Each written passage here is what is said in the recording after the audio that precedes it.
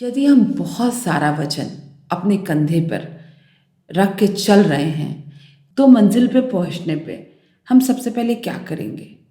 हम सबसे पहले उस वजन को उतारेंगे और चैन से सांस लेंगे। अब देखिए कि कुछ दूर तक तो हम इस वजन को बहुत साहस से उठा के चलते हैं, लेकिन चलते चलते एक वक्त ऐसा आता है कि हमें लगता है कि कुछ पल के लिए इस वजन को उतार कर हम विश्राम कर लें, सो दैट हम आगे का सफ़र तय करने के लिए फिर से तैयार हो जाएं।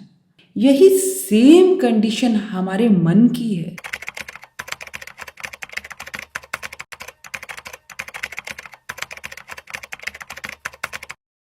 जय श्री राधे।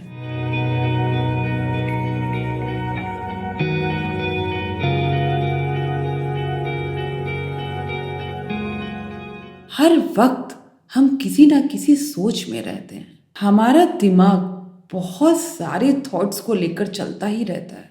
साइंटिफिकली भी ये प्रूवन है कि एक दिन में 50 से 65,000 इतने सारे थॉट्स कॉन्शियसली या अनकॉन्शियसली हमारे माइंड से होके गुजरते हैं। जरा सोचिए, हमारे मन को भी तो विश्राम चाहिए।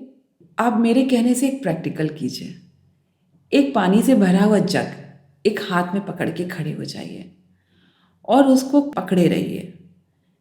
तो आप देखिएगा कि मन करेगा कि इस जग को बस कुछ देर के लिए हाथ से रख दें और फ्री हो जाए, सो दैट हमारे हाथ रिलैक्स कर जाए।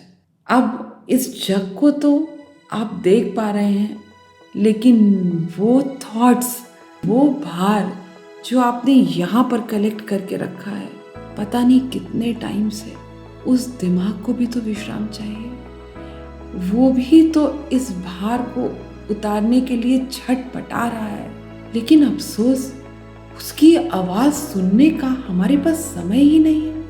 यदि आप विचारों रूपी इस बोझ को कुछ पल के लिए उतार के रख देंगे तो अगला सफ़र तय करने के लिए आप फिर से तैयार हो जाएंगे। आजकल सबकी लाइफ इतनी चैलेंजिंग होती जा रही है, हर नया दिन नई उलझनें लेके आता है।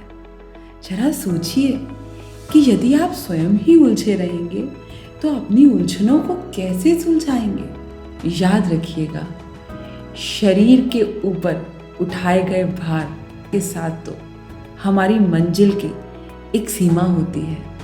मन पर उठाए गए भार के साथ तो हम पूरा जीवन जीने की आदत ही डाल लेते हैं। इसीलिए कुछ लोग उम्र से पहले ही बूढ़े दिखने शुरू हो जाते हैं। बूढ़ा दिखना कोई नहीं चाहता, लेकिन सोचने की बात यह है कि हम यंग रहने के लिए कुछ करना भी नहीं चाहते। जी हाँ, आज मैं बताना चाहूँगी कि उम्र में आगे की जगह पीछे की ओर कैसे चलें, जबकि एक वीडियो में इट्स इम्पॉसिबल, लेकिन कुछ ग्लिम्स तो दी जा सकती है।